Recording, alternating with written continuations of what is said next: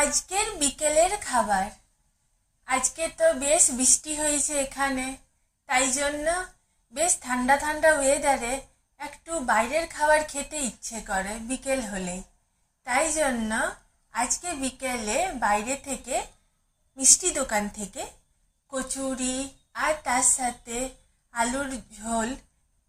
এই মিষ্টি দোকানটাতে বেশ সুন্দর কচুরিটা করে বিউলি ডালের পুর দেয়া, আর তার সাথে হালকা করে কালো জিরে দিয়ে আলুর একটা ঝোল করে। ছোট ছোট চৌকো চৌকো করে আলু কাটে, আর ঝোলটা বেশ হালকা হয়, বেশ খেতে ভালো হয়। আর তার সাথে নিয়েছিলাম মালাই চমচম। আমার এরকম দুধ জাতীয় দুধের গ্রেভি থাকা মিষ্টিগুলো খেতে বেশ ভালো লাগে। আর আজকে অনেক দিন পর শীতকালের একটু কফি থেকে গেছিল, মাকে বললাম কফি করো। অনেক দিন পর বেশ ঠান্ডা ঠান্ডা ওয়েদারে কফি, কচুরি, তারপর মিষ্টি, আলুর তরকারি খেতে বেশ ভালো লাগছিল।